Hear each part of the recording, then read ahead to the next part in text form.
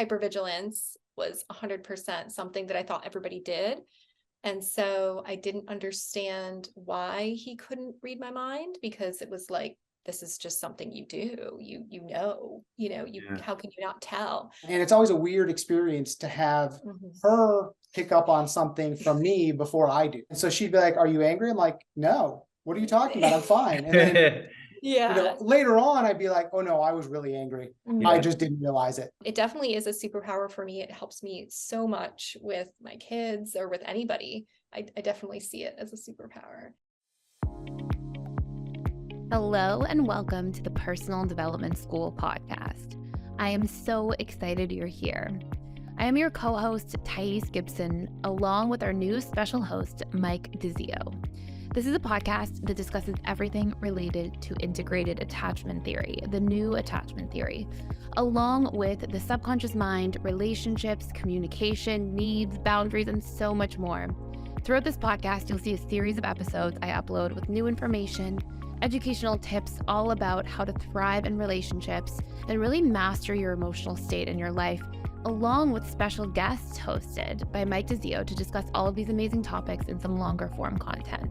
Thank you so much for being here, and I really hope you enjoy this episode.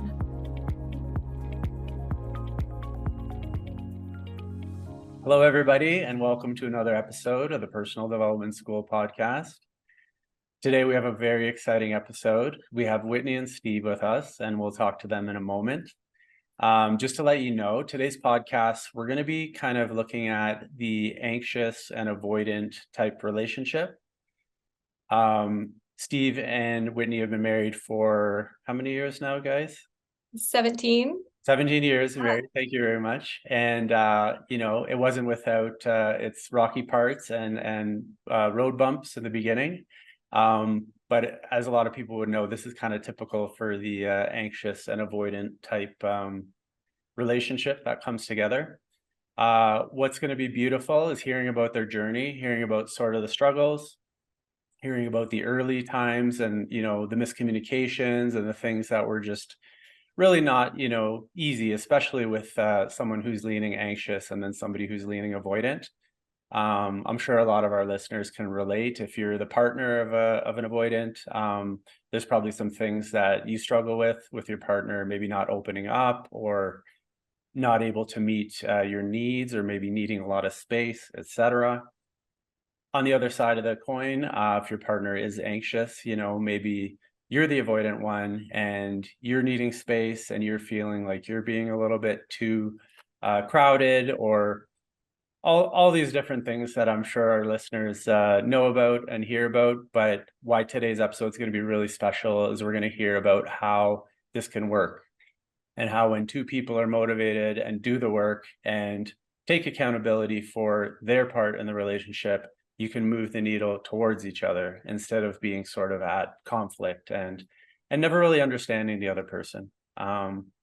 So anyway, we're going to get into a lot of that. I'm really happy that you're here and you're going to get to hear about Whitney and Steve's story. So thanks for being here. So Steve and Whitney, welcome. How are you doing today? Doing well. Yeah, doing great. Good. Okay, thanks so much for coming. So we'll just start out for our viewers. Just let us know about yourselves. If you want to tell us about your background, sort of what your life's been like growing up, etc. Just let us know about yourself. My name is Whitney. I grew up in a small town in Connecticut. I was the oldest of two kids, so I really enjoyed school because my home life was really chaotic and really challenging, and my parents' relationship was really all over the place and quite turbulent and challenging for them to communicate with each other. So I learned all of those really unhealthy patterns and took that into my relationships. I tested very volatile FA, which was not any surprise to me, and leaning anxious, especially around like abandonment or rejection. So for sure. Okay. And Steve, you want to let us know a little bit about you? Sure, yeah. I'm Steve. I grew up in South Florida. I've got an older sister And my parents have been married for over 50 years now. And they were, really stable parents. They were the kind that showed up to everything, involved in all the activities I was doing. And then, once I left home, I went to college on an Army ROTC scholarship. And then, after college, went to the Army and did 4.5 years. And during that time, we got married. We had 2 kids, and moved entirely too many times. Deployed twice, so it was a very busy 4.5 years. After that, I started working as a systems engineer in Northern Virginia. Before we spent a year and change out in Japan, and was an Army civilian out there, and then came back here to do software work again in Northern Virginia. I'd say pretty typical DA. Growing up, I never really realized that. When we started talking about this, there was a lot of aha moments. And like when I started learning about this stuff, I was amazed at the stuff I didn't realize. And it highlighted a lot of things that I'd been uncomfortable with and just didn't have words for. So going through this work, I really understood kind of that tool set I didn't have, and started working on developing that. That's great. That's a really interesting background you have there. Okay, so let's get into the good stuff. So you already explained how long you've been married. How long were you together, all in? And let's hear the story of how you two met. I think we were dating probably for maybe 1.5 years before you proposed. That was right before you kind of moved. And I was still in school, so it was a really hectic time for us. Yeah, getting married and everything. But we met from a frat party. Yeah. I was coming over to his frat's party at the beginning of the year, and I just transferred into the school, and I didn't want to go because it was really stormy out, and I didn't want to get all wet. South Florida, where we went to school, it can rain randomly, and it was just pouring. But I got dragged out, and I got soaking wet just because on the walk over from my dorm to where the frat party would be. And yeah, you got all kinds of towels and a big box fan. Once we got there and saw me just like a drowned rat. And we're really sweet, trying to help me, dry off and look, a little bit more presentable at this party with all these new people I didn't know. And yeah, we played foosball and lost miserably, terribly, because I cannot play foosball at all. But we really hit it off through that, and it's just really sweet and really considerate, and yeah, that definitely left an impression on me. Yeah. So. And during dating, we did just a lot of fun activities. We were really goofy, but then at the same time, we'd have long, serious conversations about different intellectual things. But then we'd go play mini golf and challenge each other during it. So it was a really good mix of light and heavy stuff that when we were first dating. Yeah, I really enjoyed the intellectual conversations. We'd go out for coffee, and that was really an academic time for me. I was really, really focused on school at the time, like crazy focused on school. So for me, being able to talk with somebody who had a completely different background and different perspective on things, I was really challenged by you when we were dating, and you're always debating with me, always devil's advocate for every conversation we had, and that was really intriguing for me and fun. I really enjoyed that. But we also just kind of kept things light and casual, go to parties, hang out. It was kind of a good balance. Yeah, definitely. Nice. I think that was really, really fun. That's great. Thanks for sharing. So I guess, what were the early days of dating life? Like you already talked about it, but things were kind of light, things were kind of fun and more exploratory. Like it wasn't super heavy, or like just kind of touch on what were the early days of dating like for you, like in the dating and maybe honeymoon stage. Yeah. Our hectic is probably the best way to describe it. Yeah. Because it was my senior year of school, it was her sophomore year. Okay. And so, we had a lot of time together that year where we got to hang out and, really, really do that dating stuff. But then I went off and, we actually did a cross country drive from South Florida to Washington State. Yeah. Over 5 days and hit a snowstorm, and we only had flip-flops. So that was great. Yeah. This was May. Yeah. Like, I didn't think of that at all. Yeah. I didn't think it at all that I would need anything beyond flip-flops. And we were just so used to that living in Florida, right? Like, I don't even know if I owned winter gear at that point. Yeah. But so, we had a lot of that. But then, I was here, there, and everywhere. I was in Washington State, then I was in Georgia, and then out in Texas. So, we were moving so much, we didn't have much time together. A lot of phone calls, a lot of conversations. So a lot of talking, that kind of stuff, but not a whole lot of in-person togetherness. And that actually continued when we got married. Yeah. I think that first 4.5 years in the Army, I was gone more than I was there. Right. That includes, having our 2 kids. She basically raised them for the first year by herself. Yeah. It was very chaotic because I graduated a year early so that I could be with him. So my last semester of college, I was pregnant with my oldest, taking 21 credit hours, clepping like 18 credit hours, getting married, like everything in like 3 months. So, and then moving out promptly. I didn't even go to my graduation ceremony. That's how like anxious and like clingy I was. Yeah.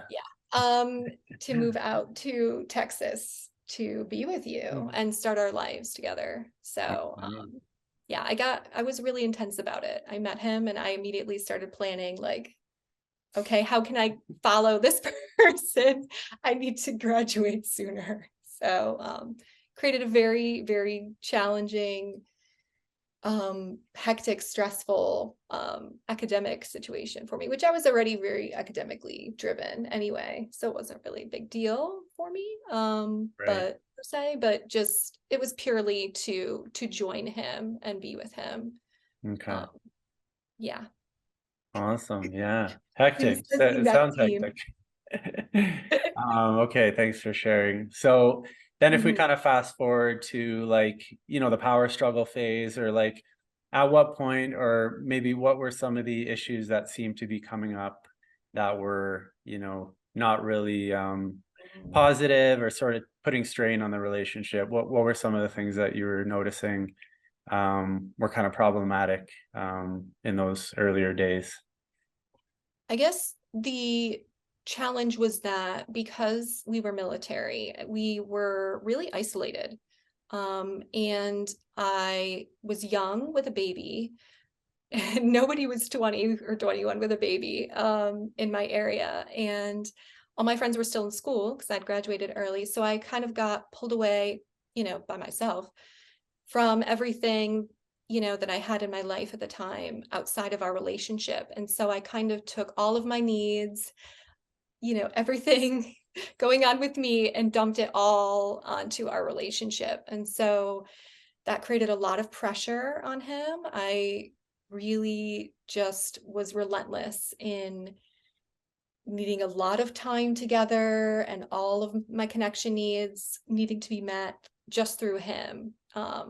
And so I think that these were, patterns that we probably would have gotten into and were in anyway, but then they were magnified by the circumstances of being military and moving a lot, and thus not really being able to create relationships easily outside of each other, and also being a young parent with a newborn, that's not exactly a very easy time to make friends or to really, create a life outside of your relationship. Yeah, for sure. Yeah. I didn't know how to do that. Yeah. And we had a lot of those classic kind of push-pull struggles of, a lot of the times, either I'd been alone for a while, and I cycled between being alone, when I was deployed, or, during training, things like that. But then having to jump into a family system where we've got, 2 young kids, a wife. And so that was a bit jarring for me. And so there were times where I needed space, but didn't recognize that. And so I'd kind of, push that away, ignore that feeling of, hey, I need some space, I need some time. And then eventually that would just boil over. And I would be like, I need space, everybody wait for me, get away, like, really overreact there. And I think that made her feel, very rejected, which then caused her to, kind of push for her need of closeness even more. And so then rinse and repeat, because she'd, push harder, I'd pull away more. And then we just kind of stick in that cycle for a long time. Yeah, definitely. A lot of that kind of situation, or anytime you would try to get space, like you'd be doing bike maintenance outside, with your bike, and I'd be like, hey, come on over, trying to talk to him, and he's just like, my gosh, I just want some time to myself. And I just was always just trying to connect, because I'm making up for the time that we haven't been together. And I think I had a lot of visions of what an ideal relationship would look like, and that we're together all the time and we're sharing every single thought that comes into our heads with each other. And so it was very, very intense for him, I can see now. And I did feel very abandoned and rejected when he'd be like, I'm overtouched, I can't handle this, which was valid, because going from being by yourself, for over a year and in that really high stress environment, to all of a sudden just being dumped into all these different roles you're not familiar with. So I totally can see it that way now. But I know that I had very much an idealistic view of what a relationship would be. And I had no concept of really, a relationship to myself, or self-soothing, or really building a life outside of myself, or outside of our relationship with myself and with friends. And just my own career needs and things like that. I had no concept of that. That certainly wasn't modeled to me. My parents definitely were very much like insular with each other. And I think that did cause a lot of their issues. And so I think that was a huge reason as to why I really didn't know what was wrong with the situation. Yeah, for sure. I want to touch on one thing you mentioned there. Like, Steve, did you have to almost find ways to sort of take that time, but not, instead of telling Whitney, hey, I need this, I need space, I just need half an hour to myself or whatever, would you almost feel that it would have a negative reaction if you went that way? So you'd almost have to be like, oh, I got to go fix my bike, or, oh, I got to go take care of this thing at my mom's house or whatever. Like, were you finding you had to make excuses to almost take time? Oh, absolutely. Yeah. I would way over explain it. Like, it was something completely understandable, but I'd way over explain it. And honestly, there's a lot of guilt in there from me. I'd feel really guilty about taking that time, because I did recognize, I had been away for so long. She did spend the whole day with, toddlers, and that's challenging. So then wanting to say, hey, I need to go spend some time to myself at this point. I was like, okay, I understand why you need that. But at the same time, I needed some space too. Totally. And so it was, I definitely, it took me a long time to get comfortable with saying, here's what I need, here's what I can do. How do we meet your needs within that framework? Exactly. Because one thing I found myself doing a lot, or realized later that it hadn't helped, was I was always trying to meet kind of both of our needs at the same time. Okay. Kind of doing, a half job on both of them. So for example, she was mentioning like the bike maintenance thing. So I'd be like, oh, why don't you come out with me and we can, talk while I'm doing this, which isn't that undivided attention that she was looking for. Right. So it really didn't, it didn't end up fulfilling either of those needs. Yeah, exactly. Okay. Wow. Thanks for sharing. Okay. So, it was a lot.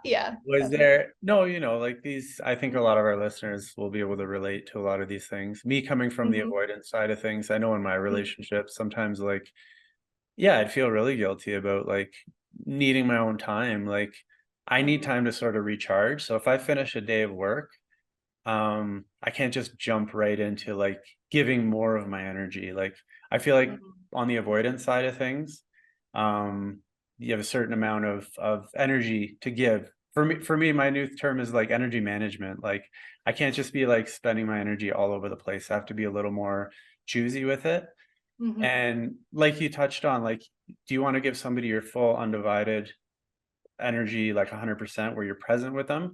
Or do you want to be like kind of, you know, half-assed and just being with the person, but not really, you're tired, you're not really engaging in them much. Maybe you're playing with your phone while you're looking at them, or while you're spending time with them. But really, like, you have to honor that, okay, I need this recharge space before I can show up as the best version of myself.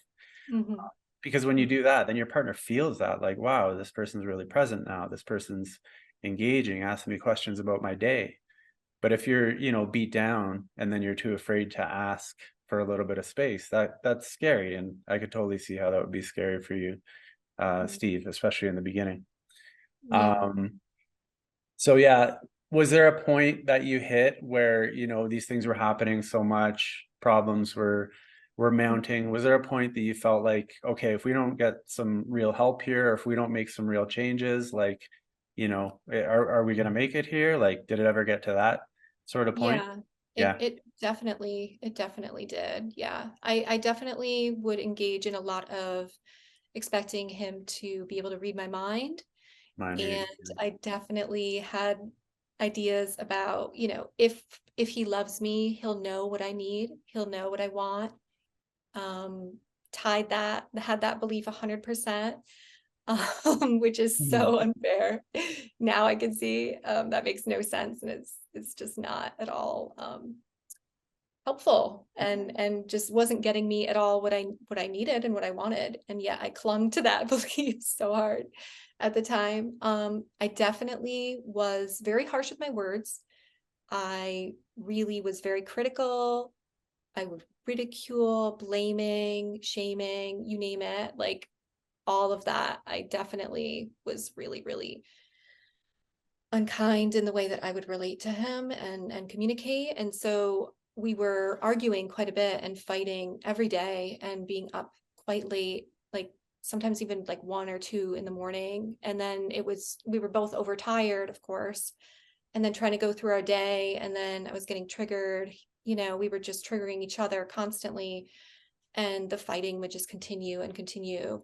You know, we get more and more sleep deprived, which of course would only get us more and more into our trauma responses and our, you know, all of our attachment style stuff. So it just really was coming to a head and getting really, really awful. And I was so stuck in my stories. My stories were fact and were reality for me. There was no room for questioning anything or hearing anyone else's perspective. It was all, this is what I think, and thus that is what's going on.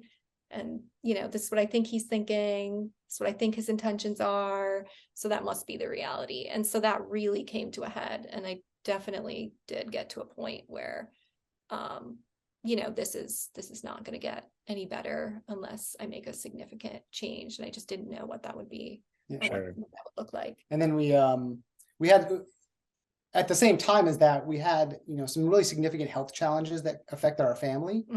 And it was a stressful enough situation that a lot of the old patterns we couldn't limp by anymore. Yeah. You know, trying to fight till 2 in the morning and then handle doctors and, you know, health complications just doesn't work. No. You know, it was just too much. And that's really, I think, where we were like, okay, this has to change. We need to figure something out. Yeah. Right. Yeah, wow. The demands of our lives just got so much that we couldn't really muddle through and pretend like everything was okay, or just deal with the issues, you know, amongst ourselves, and not have it just bleed out into everything else. So yeah. It also did make it a little easier though to say, like, okay, we need to fix something. Yeah. You know, it wasn't at that point, we're like, this is just how it is. We don't have any room to wiggle here. You know, there's no time to mince words anymore. We just need to, hey, this needs to happen because there's too much stuff going on for us to be fighting each other like this. Yeah. So in a way, it was a good thing because it provided us that motivation to make some changes. Yeah. I don't know that we would have felt as much of an impetus to make that change without those circumstances happening. I think we could have easily continued to limp along and just kind of sweep it under the rug and not really address anything for years longer. Honestly, I think it was really that it came to a head to where, yeah, we couldn't function in our roles as parents, and give our kids what they really needed at the time, or Right. ourselves either. Yeah. And that's where we really just weren't willing to sacrifice anymore. Yeah. So Wow. yeah. Wow, that's a lot. You guys have had a lot of challenges, and Yeah, along the way, definitely. the fact you're sitting here now is quite amazing. And you know what we're going to dig Mhm. into later, some of the sort of specific things that you guys have done to really come this far, which is, I'm already inspired by it. That's really awesome. So is that sort of when all this was happening? I know, Whitney, you've been a member of the personal Mhm. development school for a few years now.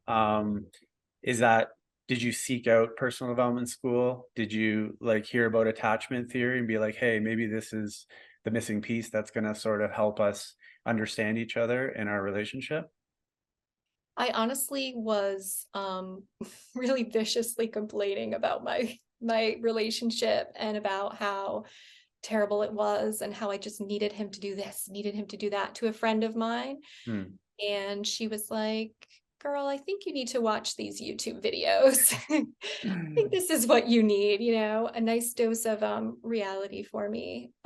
And that maybe I was part of the problem as well, which was not something that I was in a space to really hear or consider at the time. So it's so ridiculous now.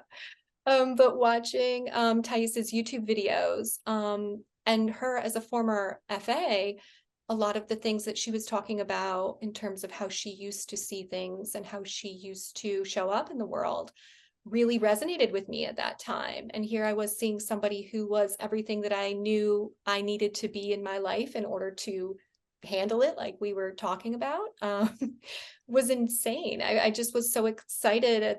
I had read all these different self-help books and things like that. I'd heard about attachment theory, but never anything that gave me any hope as a volatile FA. It was like, you're just a mess, and this is what you'll always be. You just were broken from the start, and it's not your fault, but you just have to cope, is really kind of the framework that I was operating within, which just wasn't acceptable to me. So I kind of ditched attachment theory because that was the only narrative that I'd seen on it. And so, but to watch Thais's videos and to see somebody who was an FA and was then very, very secure and showing up in a way that I wanted to show up in my own life and that my life needed from me, I was like, this is 100% what I need to do. She's like got all these traits that I wanted. Like I was very, very much about like, I want to be balanced. I want to be calm. I want to be, poised and articulate and just be able to calmly communicate in a way that isn't going to trigger me or you. And we were going to be able to escape these patterns. And she was very much holding everyone accountable, but yet in this very warm, compassionate, loving way. And she just balanced that very beautifully in a way that I really hadn't seen before, and gave actionable steps to change things. Even just in her YouTube channel, it wasn't just about awareness. It was about, here's what you can actually do. And that was what I felt was always missing from all these, self-help books or any kind of insight that I'd get, was just, okay, I understand. I know how much of a mess I am. What can I do about it? And I never really felt like I had that clarity until I found PDS. So I'm always really thankful for being pointed in that direction. I don't know that I would have found it otherwise. But once I saw that, I did the YouTube videos, and I did the free trial. Then after that, I was like, I'm in. I have to continue with this, like just all in, hours a day, really intense, because that's how I show up in everything. Is just really intense. If I'm passionate and I'm excited about something and it just resonates, I can dive into it all day. I have no problem doing that. Right. Which is, you're laughing because it's just me. It's just how I am. Yeah. So yeah, 100% I found PDS, and that was all I needed. I just dove into it head first. That's great. Yeah. And like, it sounds like, oh, Whitney was the big problem. She's expecting him to mind read and doing all these things, but Steve, Yeah. she's Yeah, that'd be nice if that was true. Yeah. No, No, I just it want to was mention, definitely a two-way street there. yeah. I did not have the skills to really do the relationship stuff well. So, I would be very dismissive and not even realize it too. There were so many times where I'm just sitting there thinking, why is she so angry at me? What did I do? Like, what did I say that pissed her off so much? And it wasn't until later that I'm like, oh yeah, of course that pissed her off. Like, that was just not okay. Right. Things like that. And just, learning how to get into her world. One thing we've talked about is that it really felt like we lived in two different worlds. Yeah. Like definitely. Completely. And it wasn't until, you started doing the PDS work and we started talking about this stuff that we kind of realized that. Yeah. Because a lot of our, arguments were around what is reality really? Like, let's fight about what is true. Yeah. And you can imagine how well that goes. No. Yeah. No. It was terrible. It was really terrible because there was no seeing eye to eye in that framework at all. When you're so adamant, like this is reality and you're coming from a completely different perspective and completely different attachment style, different programming, and that's the only way that you're communicating, and the only like outcome you're looking for is for them to come over to your side, and they have completely different programs. It's just not ever going to work in that way, and it wasn't ever with the aim of understanding each other or even being understood. It was like, why aren't you getting this? And it was it was very like aggressive and very much not at all collaborative. So we definitely had those two realities running at the same time. And we've had a lot of conversations about that, about how completely misguided we were where each other was. Right. So, yeah. Like I think a lot of times what would happen is we'd have some misunderstanding. So I'd say something and I meant it completely, genuinely completely. It was a nice statement. I wasn't trying to be obtuse or mean or anything like that, but she would hear it and it was just really mean and bitter. And like, she was like, oh my gosh, you hate me. Yeah. Or like, you're saying I'm a terrible person. And then I'd be like, I don't know what's going on right now. Yeah. Why do you think that? And then we'd argue about like what I said. Yeah. And then, that never goes well because at that point you're already down that trigger train. For sure. Right. Yeah. Yeah. We definitely, got a lot of help from PDS in understanding triggers. And I could see why we were always fighting when I was able to see all the wounds that I had and all the beliefs that I had that were limiting us in our ability to relate to each other in a healthy way. It was really easy to see that. And it was easy to see that it wasn't necessarily me or anything wrong with me as a person. It was just all this trauma that I had going on that was really, really obscuring my ability to even see at all where you were coming from. And completely vice versa too. I never didn't understand what was going on in her world. And, just spent so much time trying to be right that I really didn't get the sense of what is it you're trying to say here? Yeah. So learning that skill has been big. Because a lot of times we can derail those conversations now well before they get off the rails because, I'll say something, she'll look at me and go, okay, I don't think that's what you meant. Here's how I heard that. How did you mean to say that? And then I'll explain it. She'll be like, oh, okay. Here's how I would have said that, or here's how I'd like to hear that next time. Right. And so then I can change that and learn from what was going on. And it just stops that whole issue before it gets rolling. Exactly. I love that. And you're asking like the person, like, hey, what is it what I said that bothered you? Like, what did that feel like for you? Or what memories or like, how did that land for you? You get to hear what their internal reality is on that and be like, oh, wow, yeah, that would be painful. If I went through that in my past, for sure, if I heard something like that, that would hurt too. And then, for next time, like, definitely don't say something like that because it's a sore spot. It's wonderful. Building intimacy. It's vulnerable. You're sharing something that you're scared about and that makes you fearful. For fearful avoidance, they're sometimes a little afraid of looking weak or looking like, oh, I shouldn't, it's almost shameful to say these things that we're afraid of.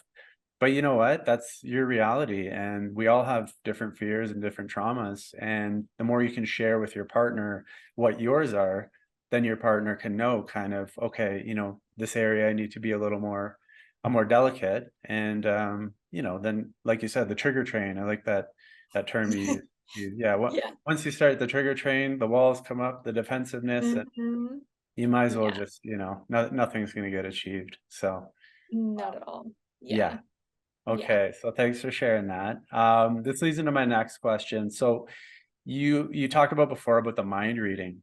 So like, my question for you guys is going to be like, through learning about your own attachment style, what was some of the realizations or like aha moments you had about yourself? So for example, when you're saying like the mind reading, that could just be like, oh, what's this person's problem? Why would they expect me to know like what they're talking about? But that comes from childhood trauma. So if you're raised in a chaotic household, you had to get really good at knowing how, mom was feeling or how dad was feeling at any given time, because sometimes they might be happy, sometimes they might have been angry and aggressive and yelling. So a lot of times for fearful avoidants who grew up in chaotic households, their sort of superpower had to be really aware of what people are thinking, how they're feeling, looking for micro expressions, stuff like that. So because you have that, I call it a superpower because we don't want to look at everything that came from our attachment styles like negative, but you have that superpower to really know what someone might need, or, if there's a shift in their energy, or just fearful avoidants are really good at knowing what other people's needs are and delivering on those. But they can't imagine like, how do you not know how to do that? Like, why, if I can do this, like, why is that not a skill? Isn't that a human skill? Like, why don't you know how to do this? But because they never had that kind of trauma. So, you can comment on that, but I also want to know, once you found out about fearful avoidance and sort of the things within fearful avoidant, what was one thing or two things that you were like, oh my gosh, this like makes so much sense that that these behaviors happen because of me being a fearful avoidant or Steve being dismissive avoidant? I think it made a lot of sense for me, that definitely what you were saying about the mind reading. I did have that idea that for me, the hypervigilance was 100% something that I thought everybody did. And so I didn't understand why he couldn't read my mind, because it was like, this is just something you do, how can you not tell? It definitely is a superpower for me. It helps me so much with my kids or with anybody, really, but especially as I was raising them and they were little and couldn't really communicate, that was really helpful for me to know where they were at any given time. So I definitely see it as a superpower. Yeah. Now I definitely do. It helps me know if something's wrong with people or something's, And just to comment on the avoidance side of things, like avoidants are so inner focused and more like, that they're not trying to get connection or everything from the external. They're more in their own self. So they're not paying as much attention, or don't know when like there's a shift in energy, or a shift in body language or stuff like that. It's a little, just the skill was not really developed in childhood. So it's understandable how, an avoidant might not be as attuned to their partner and know exactly what they need. So that's why it's beautiful how when the communication starts happening, that eliminates the guesswork. And yeah, Steve, I just wondered, was there anything about dismissive avoidance that you learned about and you're like, oh my gosh, okay, that makes sense for me? Yeah, I guess the big thing was I'm not that weird. I didn't realize anything was wrong until I did. And like, wrong's the wrong term there, but just like, I didn't realize I was different until things started happening that I wasn't understanding. And I was like, I'm trying to say something and I just can't seem to get it to land right. What is going on here? And I started getting really self-conscious about it. I was like, I apparently just can't talk. And I really started like, I'm like, am I a bad person and don't even realize it? Like I had all these visions of like, I'm such a terrible non-feeling person. And then I started, learning about this stuff, and I'm realizing like, okay, no, it's just it's a skill set I didn't grow up with, that I didn't develop. And as I was able to do that, I was able to do these things a lot better. I was able to hear her understand where she's coming from emotionally. And honestly, a lot of times myself, there'd be a lot of times where I wouldn't know where I was. And it's always a weird experience to have her pick up on something from me before I do. Yeah. Right. Like she'd pick up that I was angry before I realized I was angry. And so she'd be like, are you angry? I'm like, no, what are you talking about? I'm fine. And then, later on, I'd be like, oh no, I was really angry. I just didn't realize it. Yeah. Wow. So that's been a really big kind of realization. Yeah, definitely. Yeah. For me, it was about the covert contracts and giving to get. That was another thing. I felt like we needed to, if I were giving to you, you would understand that you needed to give to me. And this was a way for me to get around communicating my needs. And I learned a lot about FAs and our dynamic, more so than me. That was surprising. I think I knew kind of all these patterns that I was in at the time. I knew I internalized everything and then blew up about it later. That was a huge one that I would do, is I would just hold on to all these slights and things that had happened and not say anything, and then like weeks later just blow up about it. And I think it was that I really wasn't heard much or validated or emotionally given any kind of space to communicate any kind of needs or boundaries in my childhood. And so I think that it was really helpful to hear that I wasn't just like this broken, angry person, as an FA, that a lot of these patterns were from trauma and were from watching this dynamic happen between my parents as well. So that was really comforting. So I had that whole thing about like, I'm not such a weirdo, but it was more for me, like, I'm not such this like angry, spiteful person, and that I wasn't like destined to always be that way. So that was really comforting for me, because I didn't want to be like that. Consciously, I had no desire to show up so angrily. I didn't know a way out. No, I love that. No one deserves to feel like that. And it sucks going through life thinking that, oh, I'm defective, or I got a raw deal with this personality or who I am, and I'm going to have to go through my rest of my life struggling constantly. But I'm so happy to hear, you got that relief, and okay, this is not me at my core. These are things that sort of develop due to, childhood and trauma and things like that. But there is a way to change, and you don't have to feel like that all the time.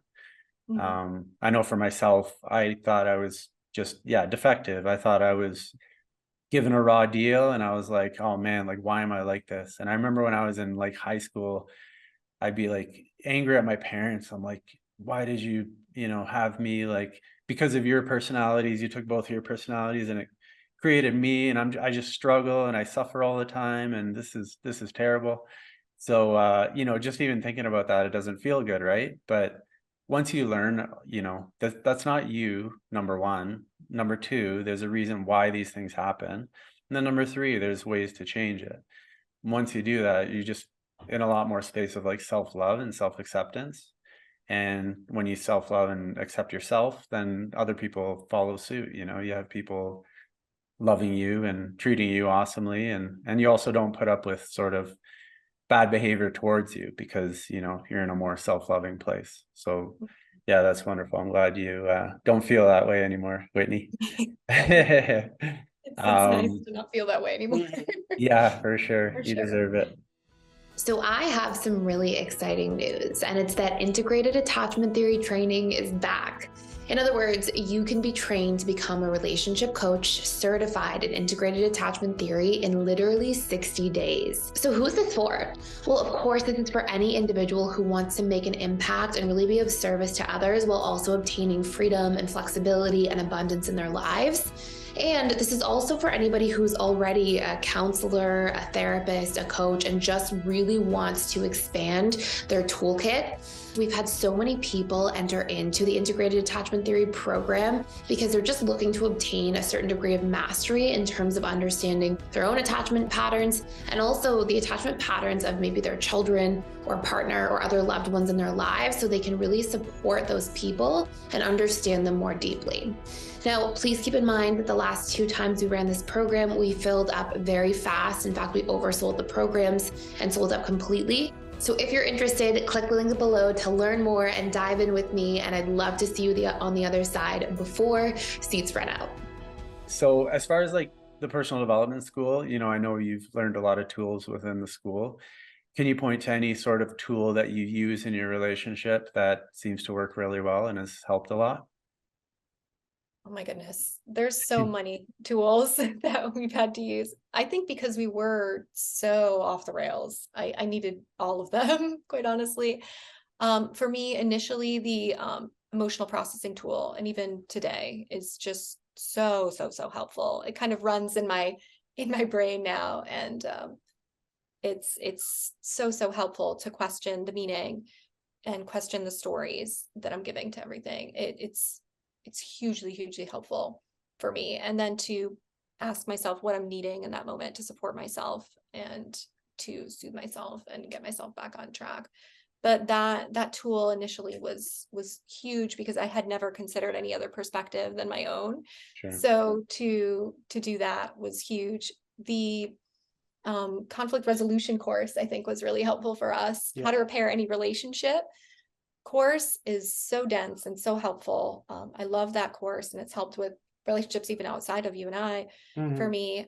So the tools were really just about the communication, because I think for us, the communication, I would always tell you what I did not want and not what I did want. And that was a whole other framework of not communicating in the negative or saying you never, you always. I was able to learn that was actually really aggressive and really kind of like a violent way to communicate, and starting off being really critical, and that was not going to get anything that I wanted heard at all, any of my feelings or anything heard. It was just, this is what you did wrong. And of course that would be really triggering for you, which is understandable, but that's just always how I had heard people communicate when I was in childhood. So for me, that was just what you do in a relationship.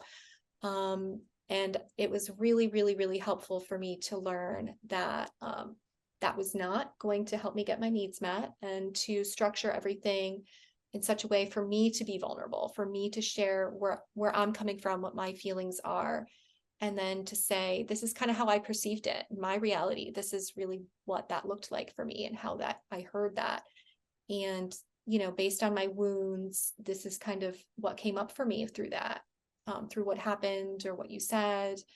And, this is kind of what I'm needing to feel resolved in this. And that was, and where are you coming from? And to hear you, and to hear what was coming up for you, and to compromise on needs and really communicate over that.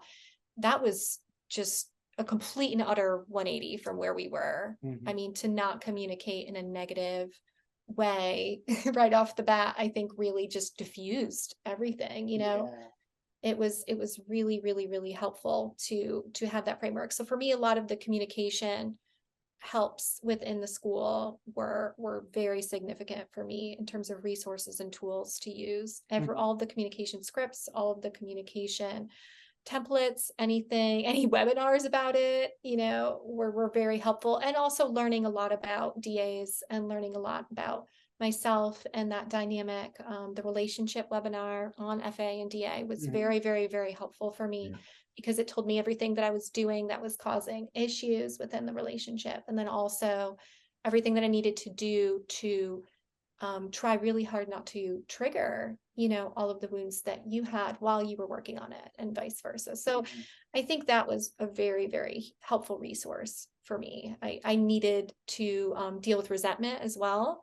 I really needed to go through everything that we had been through and see it through a much healthier lens. I was holding on to a lot of anger from all the dismissiveness that I had received from you. years ago, and, you know, feeling like, well, my needs weren't met, and you didn't do this, and you didn't do that, and you abandoned me, and you rejected me, and just a lot of really painful stories that was really keeping us stuck in not being able to move forward, because I couldn't trust. I always felt like you were going to betray me again and treat me that way again. And so for me, it was, I needed to really be careful about getting rid of all that resentment before I could really say we could truly move on and really cultivate trust and in our relationship, which was really, really needed in order to move forward. We would not have been able to move forward without that resentment course. That was really key for me. Shadow work, I mean, everything, honestly, and needs, being able to communicate my needs in the positive, all of it was always very, very, very helpful. And as I went through the course progression, you know, and as we kind of did courses together, it was like, you know, another layer of healing was able to take place. We were able to understand each other more and meet each other in the middle there.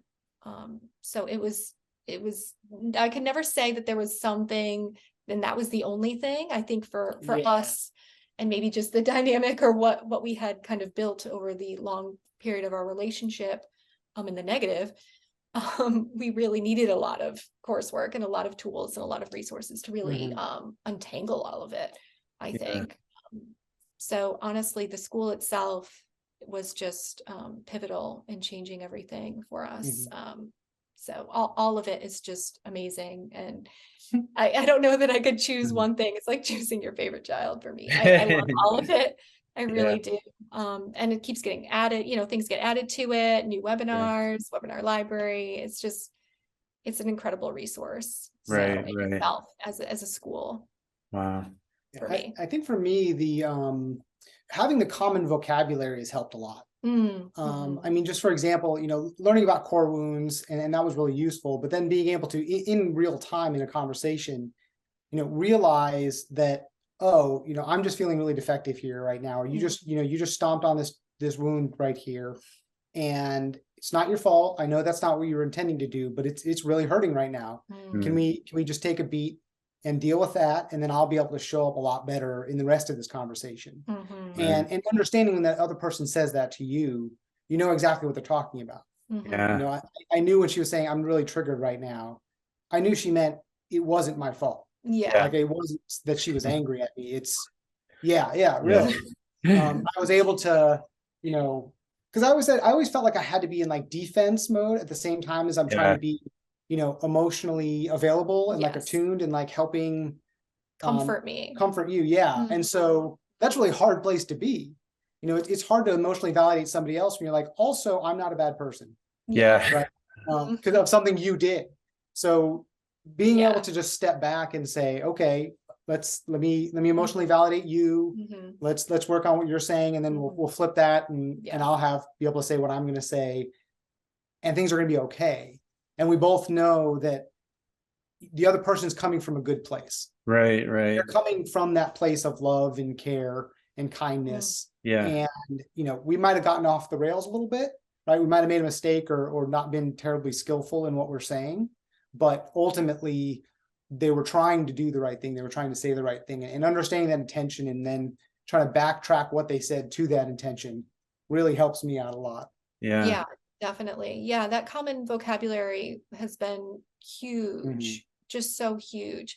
And just the ability through doing the work, we've been able to depersonalize everything so that we're not seeing it as something that someone did against us. Like we were talking about with the conversation where we're like, what did you mean by that? And so we're able to kind of get curious instead of really combative or really defensive.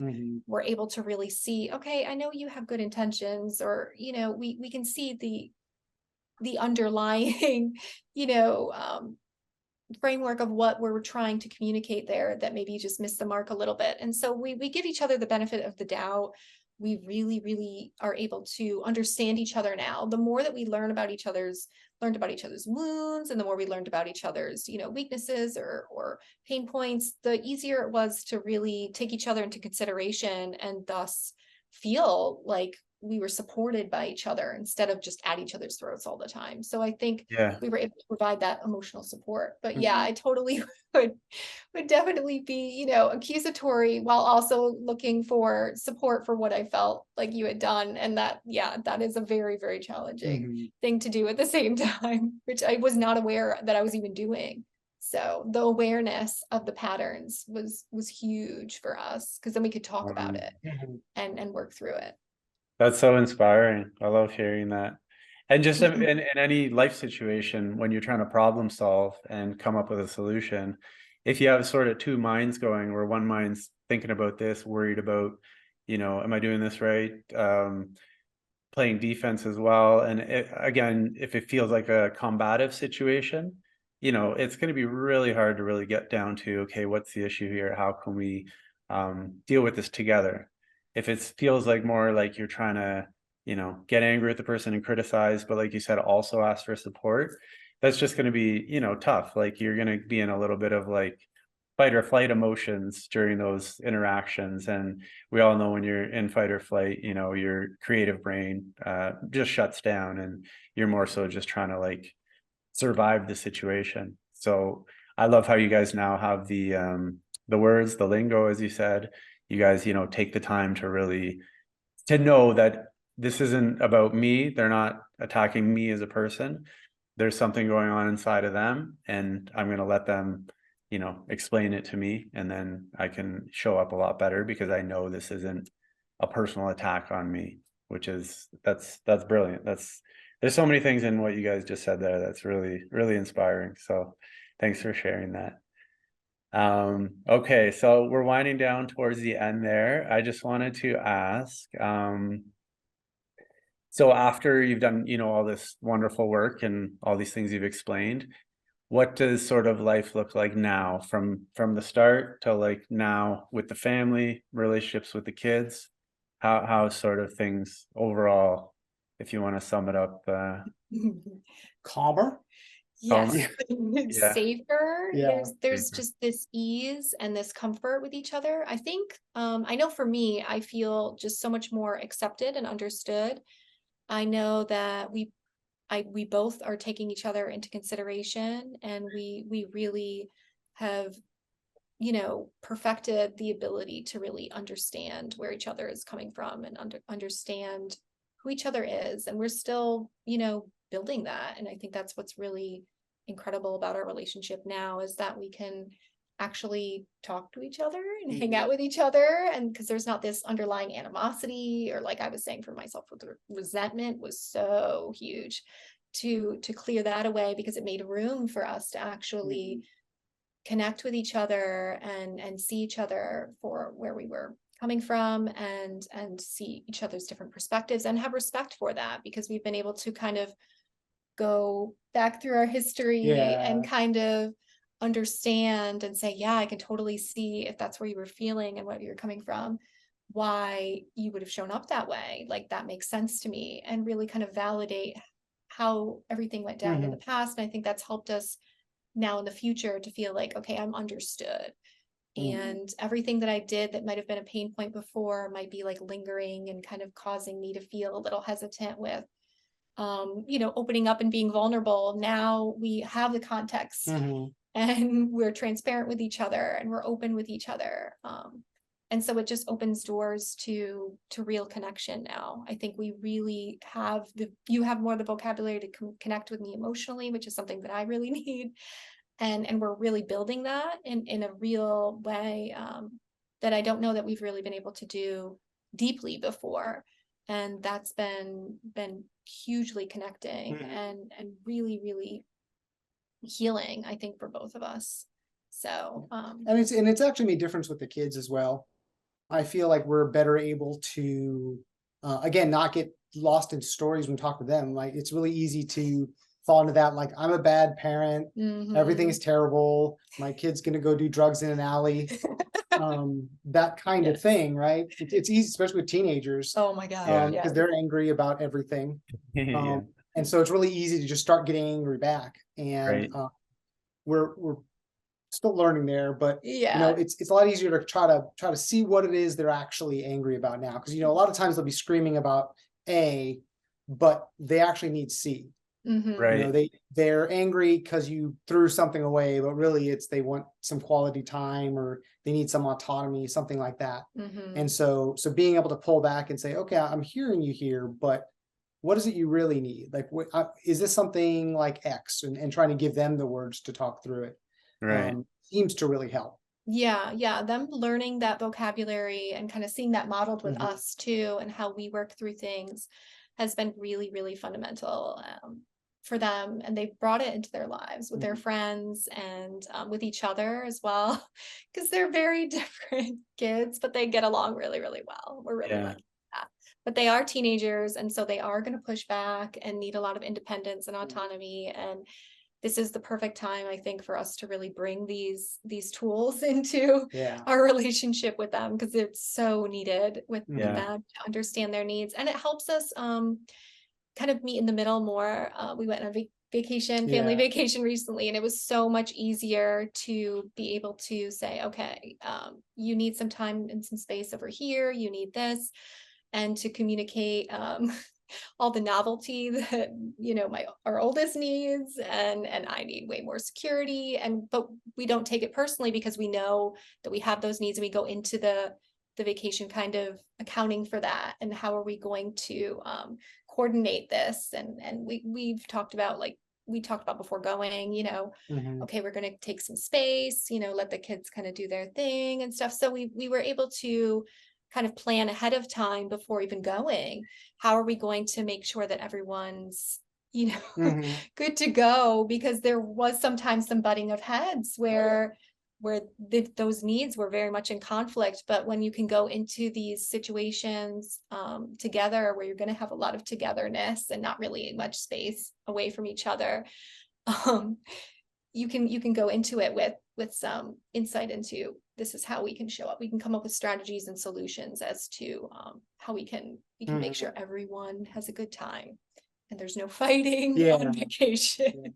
Wow, what a gift. And things are just much more smooth and easier to grapple with. You know, problems don't feel insurmountable or stressful or exhausting when you know how to communicate about them. Yeah. Perfect. And I love how you talked about how, you know, beforehand you talked about sort of what people might need. So like approaching a situation before, when not when it's happening, and people might get triggered and upset, and, you know, it's a little bit hectic in the moment. But if you can do it before and, you know, find out what everybody's going to need, then it's probably going to go a lot more seamlessly, which is beautiful. Okay, my last thing I wanted to ask, and then thank you guys so much for your time, by the way.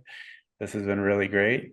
So for anyone watching, whether it be like a couple who has maybe one side leaning anxious and the other side avoidant, what sort of, if you could sum up one big piece of advice for them, for the anxious and avoidant leaning couple? Run. No, I'm going to say that you don't have to lose who you are to you know, learn who your partner is. You know, those are two different worlds, and learning about them is how you bring that together, and really you show love by learning and sharing of yourself. I think that's something I struggle with. Like, learning more about me is letting me share more about that with her, and I think overall that's just making, you know, everybody happier. Beautiful. Yeah, I definitely would say that it's important to not lose your own identity in your relationship, and to make sure that you are cultivating your relationship to yourself and relationships and all the other areas of your life outside of your relationship, so that you're not putting all that pressure on that relationship. I definitely could be a commercial for PBS. I just think it helped so much for our relationship. And the advice I would give would be honestly to do as much of the coursework as possible, because it's all so helpful, and to communicate your needs and to be open and vulnerable. I think vulnerability and openness was really key for us. Every time that I was scared to communicate my needs or my boundaries, or to trust and then was able to work through that. I think it just opened up another door for us to connect more deeply. So vulnerability was really the key. And I think that that would probably be the advice, is to really lean into the vulnerability. I know it's scary, I know it's challenging, but ultimately that's the key to getting everything that you had ever wanted. Yeah. Wow.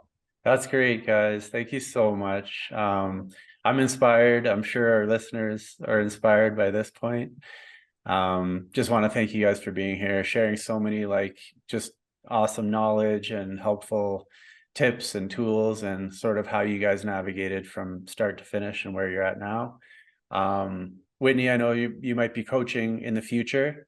So, you know, we'd love to have you maybe back on in the future. We can talk about coaching and whatnot. I don't know. I have a feeling after this, people might want to work with you and get a little bit more of the secret sauce. But yeah, I just want to thank you guys again for your time. I really appreciate it. And I wish you the best. But, you know, sounds like you don't need my well wishes. You're doing great.